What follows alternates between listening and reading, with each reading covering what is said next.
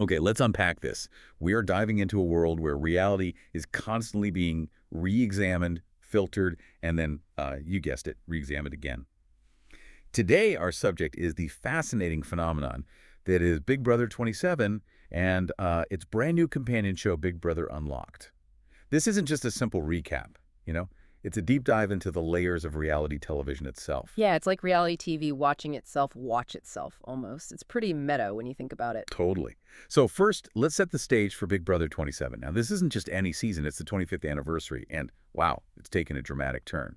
Gone is the traditional house, replaced by what they call the Hotel Mystere. Right, the Hotel Mystere. And this new setting, which like a lot of viewers are saying is more The Shining than 1984, it immediately sets this creepy, kind of suspenseful tone, doesn't it? It really does. And the entire season is built around a murder mystery theme, promising, unexpected twists and turns at every corner. We're talking a masked visitor showing up to disrupt the house, which sounds intense.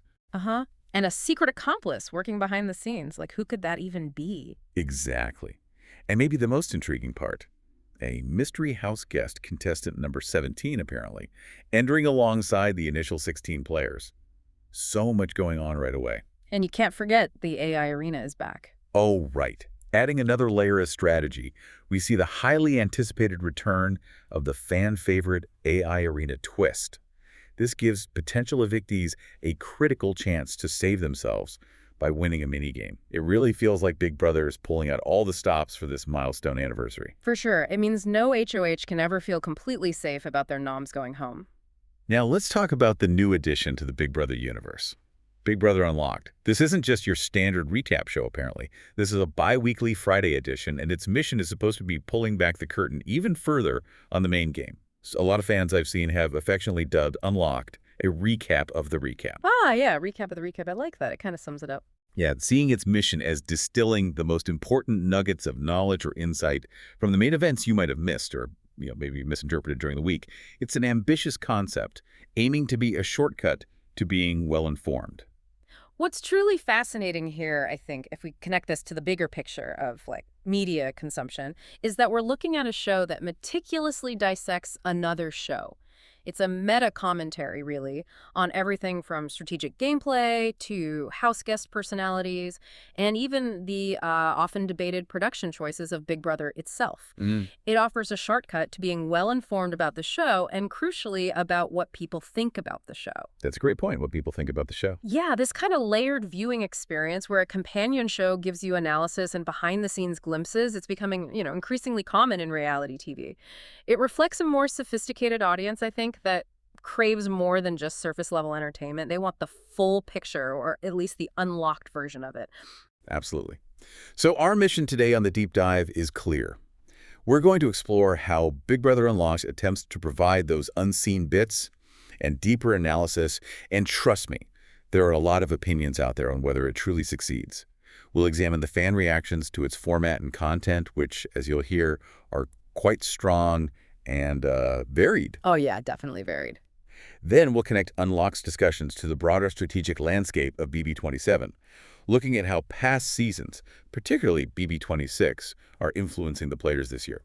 And for all you superfans and casual viewers out there, we'll also touch on practical viewing details for you to follow along as the drama unfolds. Sounds good. There's a lot to unpack there. Before we plunge deeper into the Hotel Mystere, though, we want to give a quick shout-out to our sponsor, Starwalk 2. Just like we're trying to unlock Big Brother and discovering unseen wonders, Starwalk 2 is a fantastic app for exploring the night sky. It basically turns your phone into an interactive star map. You just point it at the sky and boom, it shows you exactly what's up there. Stars, planets, constellations, literally everything. That sounds pretty cool, actually. The AR feature especially. Oh yeah, it even has an incredible augmented reality, or AR, feature that overlays celestial objects onto your camera view. It's wild, and you won't want to miss this. There's a rare 6-planet alignment coming up in August, and Starwalk 2 makes it incredibly easy to track all of them at once using its Planet Walk mode. Plus, it has a built-in calendar for sky events, so you're always in the know about upcoming meteor showers, eclipses, and lunar phases. Nice. So you don't miss anything cool happening up there. Exactly. So if you love discovering things, whether it's the drama in the BB house or the wonders of the cosmos, Starwalk 2 is definitely for you. Download it and start exploring the sky like a pro. All right, let's plunge deeper into the heart of BB27 and the meta-reality of Unlocked. This season of Big Brother is undeniably unique, marking its 25th anniversary with some truly bold moves that fundamentally alter the game's atmosphere. Yeah, you said it. Bold is the right word. The most striking change is undoubtedly the Hotel Mystere. I mean, this is a drastic departure from the traditional house we've come to expect. Instead, contestants are checking into a creepy hotel setting. Our analysis of the early buzz tells us this transformation is directly linked to the 25th anniversary, with host Julie Chen Moonves taking on the intriguing role of caretakers. The caretaker, right. It's a clever, almost theatrical nod, isn't it? Invoking that classic horror trope of a mysterious hotel and its long-standing, somewhat eerie attendant. It immediately sets a tone that's less about simple social experimentation and more about psychological suspense and dramatic storytelling, designed to keep you on the edge of your seat. Totally. And the thematic overhaul is incredibly significant. The overarching murder mystery theme introduces unexpected twists and turns, as promised by the executive producers. We're talking about a masked visitor who adds a layer of intrigue and paranoia. Yeah, imagine seeing that walk into the house. A secret accomplice, who could be anyone within the house or maybe even outside of it. That immediately expands the scope of the game. And the very captivating mystery house guest contestant number 17. This last element is particularly fascinating because their identity remains under wraps for the initial days, creating an immediate enigma for both the house guests and us, the viewers, right from the premiere. It's smart. This type of new material truly makes it feel more like The Shining in its psychological suspense, rather than, say, the straightforward social observation often associated with earlier seasons, which sometimes leaned into a more 1984-esque surveillance vibe. It's a deliberate shift, I think, to keep the audience guessing, engaged, and speculating about every single interaction. And it's not just the setting and theme that are evolving. We also have the returning AI arena, which, proved to be a fan-favorite twist from BB26. This high-stakes challenge allows potential evictees to save their skin by winning a minigame. It's a game-changer that can completely derail an HOH's carefully laid plans or provide a lifeline to a player who's on the outs. Exactly. This twist, first introduced with BB26's AI theme, clearly had a significant impact on gameplay, allowing underdog players to survive eviction. Its return in BB27 hints at strategic shifts, forcing players to account for this possibility in their nominations and alliance building. It adds this layer of uncertainty that can either create exciting underdog stories or, exasperating misfires for an HOH. It really can. And as for the cast's persona, the initial 16 contestants seem perfectly curated to fit this murder mystery vibe. We've got colorful and slightly eccentric occupations like aura painter Ava Pearl, An aura painter, okay. the seemingly unassuming unemployed Vince Pinero, and the rugged bull rider Riley Jeffries. These unique backgrounds and eccentric personalities are just ripe for a whodunit narrative, right?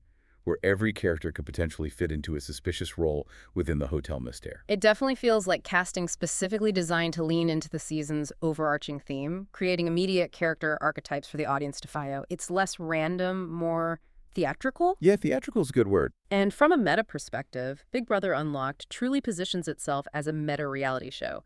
Its primary purpose and promise are to go beyond the main episodes, providing an inside look and unseen clips.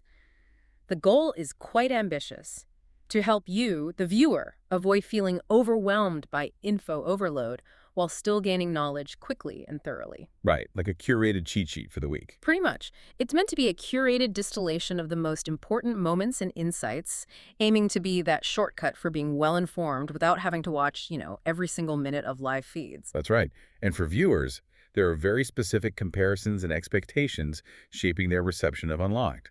Many fans, particularly those familiar with other reality shows like Love Island, desired Unlocked to be very reminiscent of, the After Sun Unseen Bits episode. Yeah. They crave that relaxed After Sun just banter, a candid, informal chat among hosts and guests that feels genuinely spontaneous. That's not quite what everyone feels they're getting, is it?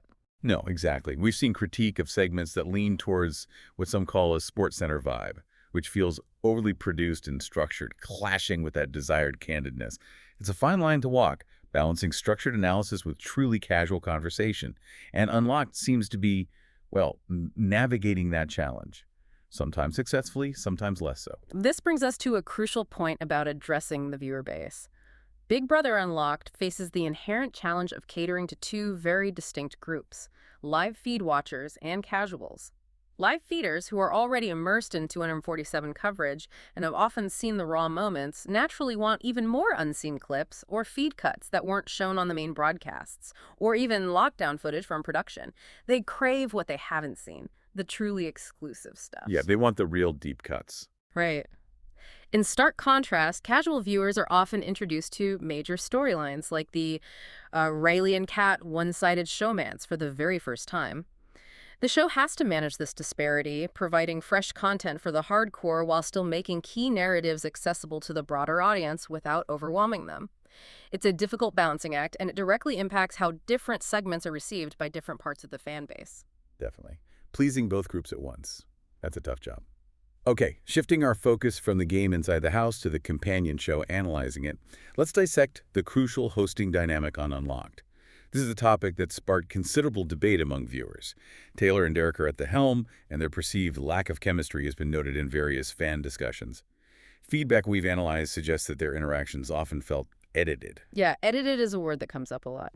It's described by some as super like line camera switch line beat music clip line, rather than the candid podcasty vibe many viewers hoped for.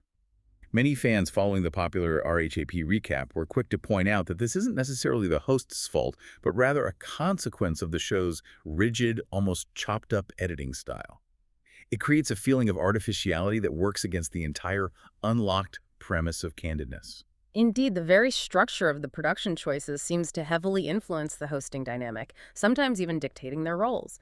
Derek, for instance, is often cast in a devil's advocate role, a position that some feel he adopts even when he seems maybe reluctant to take that stance. You think so? Like he doesn't always want to do it. Well, that's the perception in some corners. A clear example cited is his Brendan-Rachel hater moment, where he seemingly dismissed Rachel's game, despite its, let's be real, ridiculously amazing nature. It prompted a strong reaction from fans who revere Rachel's gameplay. This predefined role, while perhaps intended to spark debate and create conflict, can sometimes feel forced and inauthentic, further contributing to that overproduced critique we hear from the audience. That makes sense. And what about the guest roster for Unlocked? The show has featured celebrity guests, with Bobby Moynihan appearing in Episode 1 and Jerry O'Connell in Episode 2. While these appearances bring a certain star power and a fresh perspective, many fans humorously voiced a concern about the show running out of people, lightheartedly mentioning that there are seemingly only two celebrities known to like BB Moynihan and O'Connell, at least two who are willing to appear on such a show. Yeah, it's a funny point, but it raises a real question of sustainability for such a segment, doesn't it? Can they continue to find engaging celebrity guests who are genuinely invested in the game, or will it just be those two on rotation? We'll see. Beyond celebrities, they also wisely bring in alumni guests, which many fans, myself included sometimes, prefer for their deeper game insights and authentic connections to the Big Brother experience. Quinn, a former house guest, made a notable appearance on the Episode 2 recap, providing a unique alumni perspective. His playful gal pal story with Jerry O'Connell added a touch of humor and revealed an interesting behind-the-scenes connection. Oh, I saw that bit. And there was also a strong show of Team Brendan support after Derek made that dirty picture comment about Quinn's eviction photo, right? It showcases how deeply fans connect with former players. Totally. These moments where alums share their personal experiences and unvarnished opinions resonate deeply with the Big Brother community because they come from those who've truly lived the game. Absolutely. And the overarching production style and viewer critiques for Big Brother Unlocked largely revolve around what many are calling the overproduced candor. The feedback we've analyzed points to the show often feeling overproduced sometimes, that like the candidness comes off as extremely uncandid. That's the core issue right there. Overproduced candor. Exactly. This inherent contradiction undermines segments meant to feel spontaneous and authentic, particularly when the show's very premise promises to unlock the truth. This tension between engineered authenticity and viewer demand for realness isn't unique to Big Brother. It's a growing paradox across all reality-based media, challenging audiences to question the very nature of unfiltered content. We've also heard specific criticisms regarding sound issues and segment pacing. One viewer noted a soundbar issue where the music was so loud it was distracting during the first episode, overpowering the dialogue. Did you notice that? I think I might have, yeah. It can really pull you out of the conversation. For sure. And while there was appreciation for the sheer number of so many segments overall, observers also pointed out awkwardly timed transitions, which disrupt the flow and contribute to that feeling of being overly structured, rather than organic. It's kind of ironic that a show trying to be so candid would struggle with basic production elements that make conversations feel natural. A prime example that encapsulates this weird dichotomy of Unlocked's production is the recurring Andrew the Intern bit. Some viewers found this segment rehearsed and awkwardly timed, reflecting the general critique of artificial candor. Yeah, I saw some comments like that. Yet others, like Kat from the popular RHAP recap, expressed that they like him and would even want a permanent segment. This highlights differing audience preferences. Some crave complete authenticity, while others are willing to embrace a bit of manufactured fun if it provides entertainment value.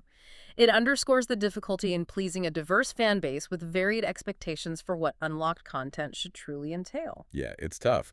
So in summary, the calls for desired format adjustments are quite clear. Many viewers want more unseen clips, especially those that were cut feeds or lockdown footage from the main show, feeling these would truly deliver on the unlocked promise. There's a strong desire for less named segment games that force discussion into rigid categories, and instead more loose, fun vibes with genuine banter over what's perceived as a rigid sports center vibe. Basically, let them talk more freely. Exactly. The audience is sophisticated enough to detect when candor is forced, and they prefer an authentic, free-flowing conversation that feels less like a script and more like genuine insight. All right, let's turn our attention to the specific content and discussions from Unlocked Episode 1, which really set the tone for the season. A prevalent question among fans, reflected in many online discussions, was whether the house guests were ultimately binge-worthy or cringe-worthy. It's a classic Big Brother question, right? It determines the watchability of an entire season. Oh, absolutely. Every season, that's the first thing people debate. Is this cast can deliver? Kat, one of the co-hosts of the popular RHAP recap, immediately declared it binge-worthy, describing the cast as unhinged, chaotic, and having came to play. Yeah. This establishes the season's energetic and unpredictable tone right from the start, with hints that players might be taking notes from past chaotic players like Angela and Tucker from BB26, known for their bold, no-holds-barred gameplay. Which a lot of fans love, right? That desire for high-octane gameplay is something many viewers are eagerly looking for, moving away from maybe more passive seasons we've seen sometimes. Definitely. And this sentiment ties directly into what we're calling the broader Love Island ambition for Big Brother. Our analysis of fan sentiment highlights a strong desire for Big Brother to take over TikTok and have everyone talking about Big Brother. The hope is that Unlock serves as a step in the right direction towards achieving that widespread cultural buzz, much like Love Island's After Sun Unseen Bits captivates its audience and drives social media conversation. It's about expanding reach and engagement beyond the core fan base, making Big Brother a trending topic, not just something the diehards watch. Exactly. Now, the segment Big Move or Bad Move gave us some early game analysis and sparked some fascinating debates. First up was Keanu's veto meeting call-out, where he directly confronted Jimmy in front of the whole house. Kat from RHAP defended Keanu as a stan of the game, seeing it as a bad move for Jimmy, who was exposed. But from my perspective, it felt like a big move for Keanu himself. Oh, interesting take. How so? Kind of reminiscent of Dr. Will's strategy, making his target so big that nobody thinks I'm going to be even worth targeting. Yeah. It's a high-risk, high-reward play that can redefine a player's standing, either making them a pariah or someone too formidable to touch. What was your take? It's an interesting comparison to Dr. Will, definitely. And I agree, the intent might have been to make Keanu appear as a wild card, potentially deflecting future scrutiny from himself onto Jimmy. However, the execution is everything in Big Brother, right? If it's seen as purely emotional rather than strategic, it can totally backfire. True, very true. Then there was Riley's love confession to Catherine. This was almost universally agreed upon as a bad move for Riley, as it made him seem desperate and potentially compromised his game by tying his emotional well-being to another player. However, it was conversely viewed as a good move for Catherine, as it immediately gave her control over him, a dynamic she reportedly already used to influence a vote. Yeah, she seemed to leverage that pretty quickly. Right. And online discussions we've seen highlight an ongoing debate about whether the showmance is truly one-sided, or if Catherine is maybe more invested than she initially led on to the house guests. This manipulation of perceived feelings is like classic Big Brother tactics. Oh yeah, textbook. The discussion around Vince's mastermind edit in Final Twos brought up an interesting critique from Taylor, one of the Unlocked hosts, who boldly stated the only time to make a Final Two is at the Final Three. This sparked debate, with some arguing that Vince's numerous fake final twos were just a natural result of his position of power week one, where people naturally gravitated towards him, seeing him as a potential ally. Which happens, right? The first HOH often gets flooded with alliance offers. Exactly. A comparison was drawn between Vince, who is maybe more passive and described as the biggest hype man with a cult-like influence, with only Rachel apparently onto him, and Tyler from BB20. Ah, Tyler, king of the final twos. Right. Known for his charismatic game, but also his numerous, often conflicting alliances. This highlights different approaches to alliance-building passive influence versus active strategizing, and the inherent risks involved in making too many promises too early. Yeah, those promises can come back to bite you real fast. Unfortunately, the draft segment on Unlocked faced a significant critique for its outdated information. It was reportedly from preseason, but the show aired past week 2. Which in Big Brother time is like an eternity. Exactly. So it made some picks, like Taylor picking Ashley first, seem totally irrelevant to the current game state and real-time house dynamics. This disconnect between pre-recorded content and live gameplay frustrates viewers who are closely following the feeds and see how quickly the game can change. Yeah, you got to keep up. Despite that outdated pick, though, there was some discussion about Ashley's potential, with some fans defending her and comparing her potential to past underdog winners like MJ from BB26 and Josh from BB19, past winners who started as underdogs and often flew under the radar before making big moves, especially since she had already won a veto. It suggests that even seemingly weak early game players can turn things around, embodying that classic Big Brother underdog narrative that fans love. Never count anyone out too early. True. A notable moment from the draft segment, and one that highlights the meta-relationships among Big Brother alumni, was Derek's controversial Rachel hater comment. He made a remark about Rachel's game, claiming that the only person who praised her was the fantasy football guy, a very niche reference to an online community. This comment sparked a debate among the recap hosts about potential rivalry among Big Brother winners, suggesting a competitive edge or differing perspectives, even among former champions. It's like a little glimpse into the alumni world, right, where even past achievements can be reevaluated or debated. For sure, it's the Big Brother extended universe. Exactly. Then we had Wine, or Wine with Nicole Franzel, featuring a true BB icon and authority on the game. Nicole Franzel Arroyo, a BB18 winner and Ranger Games winner, is consistently ranked as a top 7-8 player in Big Brother history. She's filling a spot after Alyssa, another former house guest, crashed out apparently, bringing her veteran perspective and critical insights to the show. And Nicole doesn't hold back, does she? No, not at all. Her opinions were quite pointed and sparked further debate among fans. She was toasting to Rachel for her bold gameplay, whining about Jimmy playing too hard too fast, raising a glass to Lauren, and notably whining about Ava throwing the comp. This last point sparked a mini Ava debate among the recap hosts. Kat from RHAP saw Ava in a good spot, arguing, who would nominate Ava if they won HOH? No one, and described her as a good social player who is very intentional and authentic. But you weren't totally convinced. Well, I expressed a concern about Ava potentially being like Tor from BB26, a player who was great socially, but often hesitated to make decisive moves when it counted. It's a common debate among fans. Is a strong social game enough to win, or do you need to make big game-defining moves? Yeah, the eternal question. Shifting to what many consider a low point, the Rant Room segment was widely criticized, with one of the most vocal comments describing it as the worst segment Big Brother has ever put out.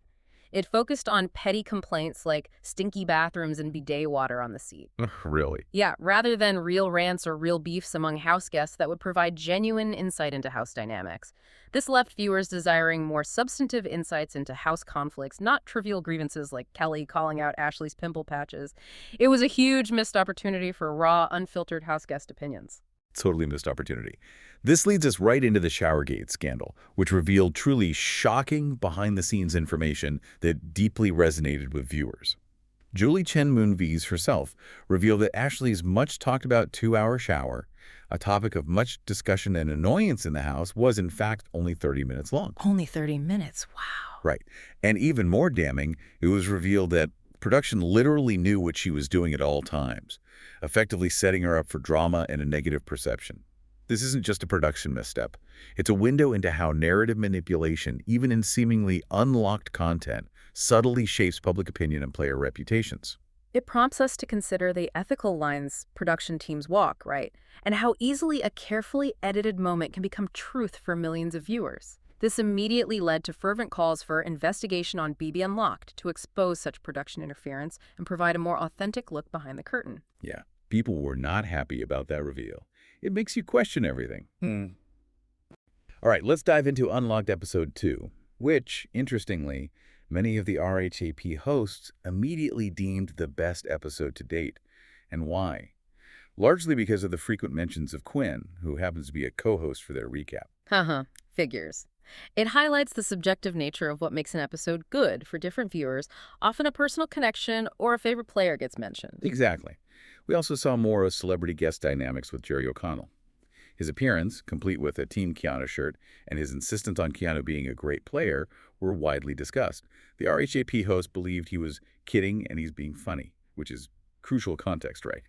Because his takes might seem genuinely misplaced as taken seriously. Yeah, you gotta know Jerry O'Connell's vibe. It's a playful engagement, but one that could potentially confuse a casual viewer if not properly framed as lighthearted banter. Like, is he really standing Keanu? Probably not that hard. Probably not. Now, the Big Move or Bad Move segment continued to dissect evolving gameplay, bringing up some truly unusual situations. The first was Pigate. Oh, God, Pigate. Referring to a controversy where someone peed on the floor in the house. Quinn, from RHAP, immediately blamed Keanu, noting he's always wrong.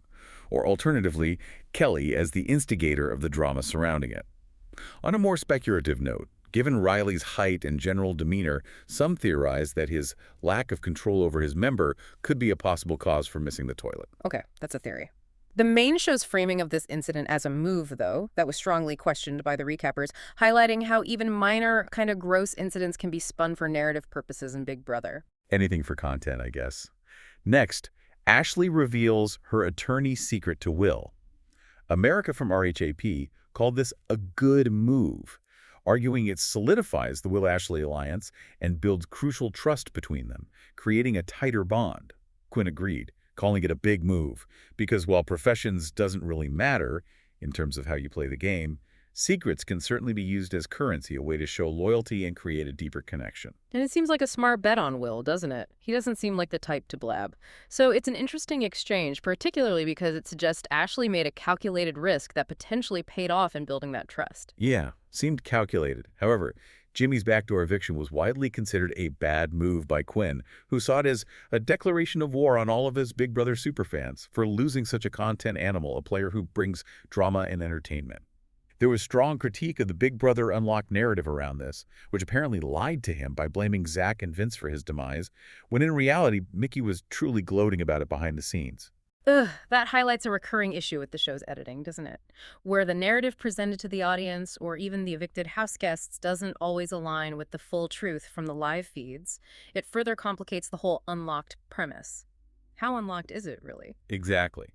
Then there was Riley and Catherine's official showman's kiss, which was met with a collective ick from the RHAP crew and the pronouncement that Kylie is not happening, the ship name for the duo.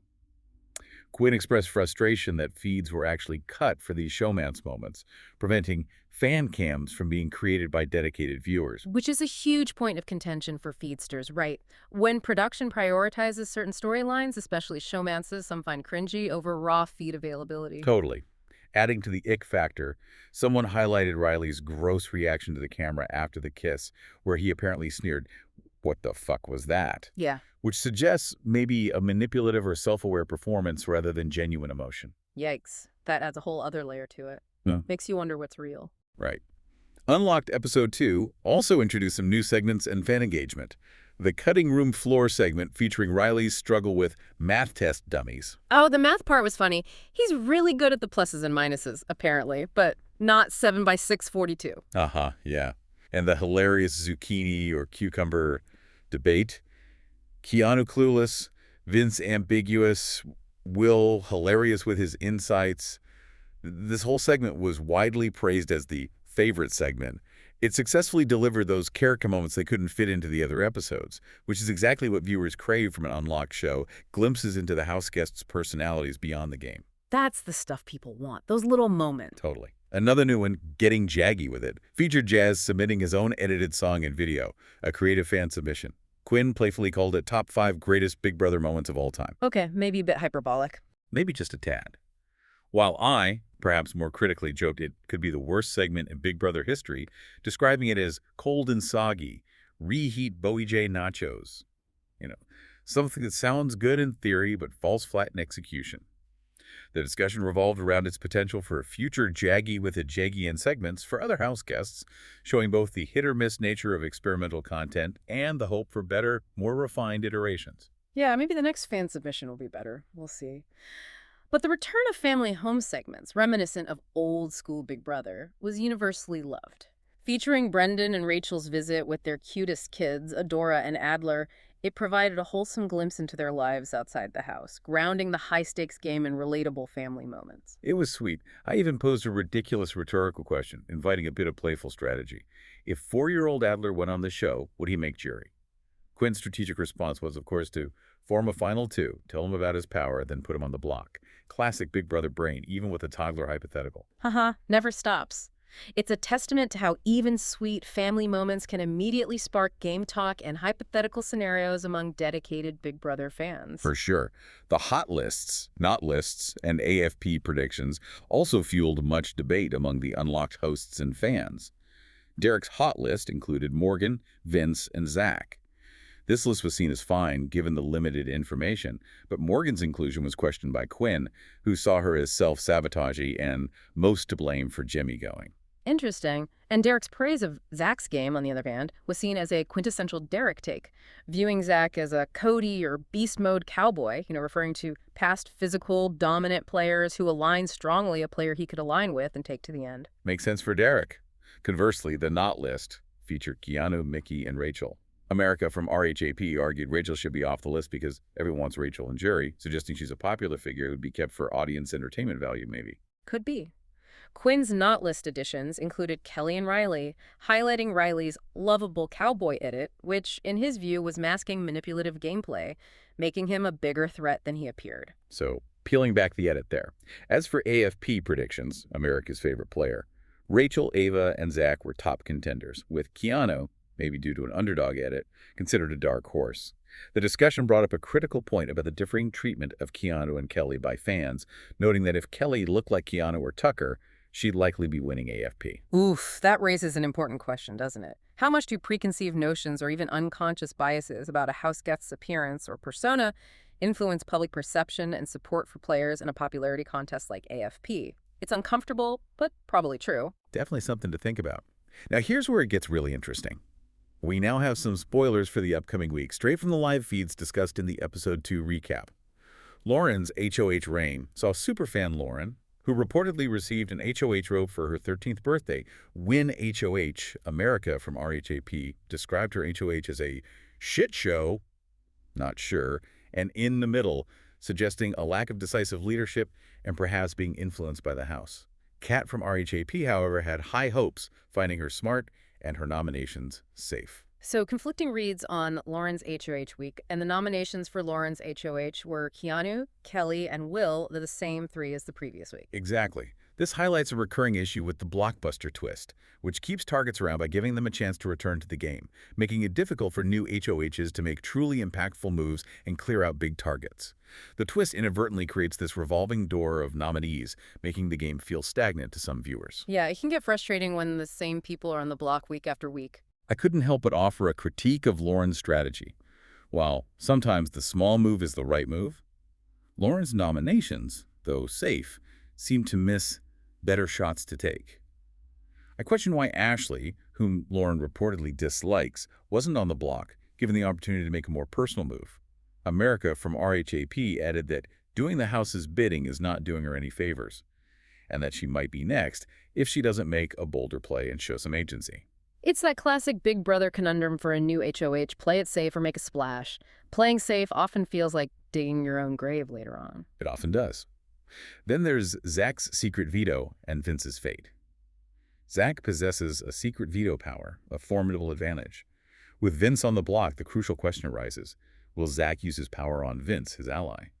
Quinn thinks no, as Zach won't risk 10K or exposing his power unnecessarily, especially for someone who might not be a ride or die. I, however, predicted a Zach implosion due to a perceived lack of strategic mind under pressure. Oh, bold prediction. You think the power will break him? Potentially, suggesting that this kind of secret power might actually expose his weaknesses rather than enhance his game. What do you think? Is Zach as stable as he seems? That's a compelling point about the pressure of a secret power. It can definitely mess with people's heads. For eviction prediction, Quinn firmly predicted Vince would go home, seeing him as the most likely target given the dynamics.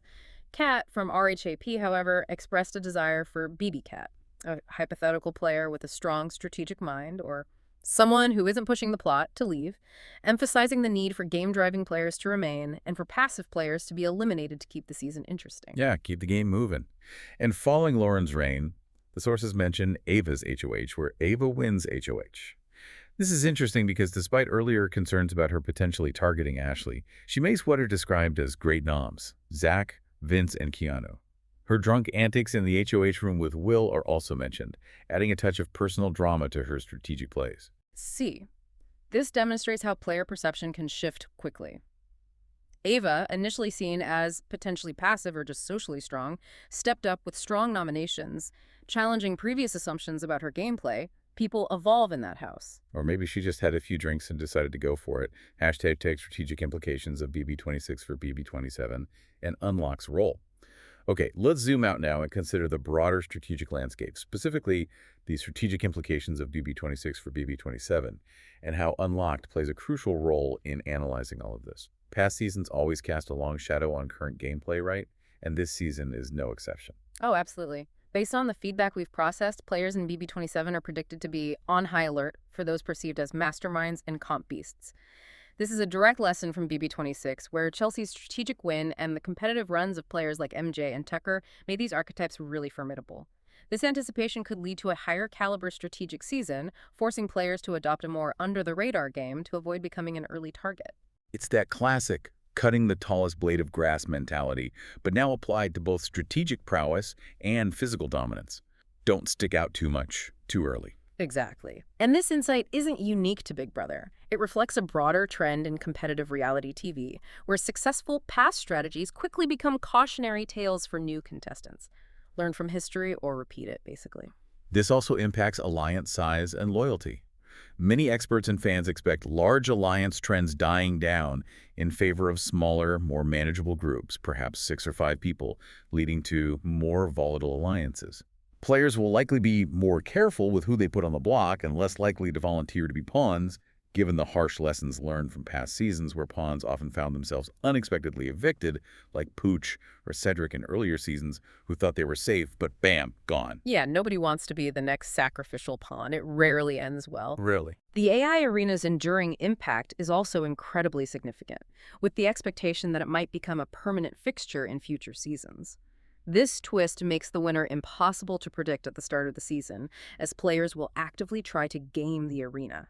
This could manifest either by strategically targeting best players altogether to eliminate multiple threats early, or by seeing big threats work together to ensure their collective safety, knowing they might need each other in the arena later on. It adds so much unpredictability. It really does. It's a constant variable that injects unpredictability into every single week, forcing players to adapt their strategies on the fly and creating a psychological toll as players constantly fear being nominated just for the chance they might win their way back. And as a specific cautionary tale, Quinn's downfall in BB26, where he apparently divulged his plans about a big alliance to too many other allies, leading to its collapse, serves as a clear lesson for BB27 players.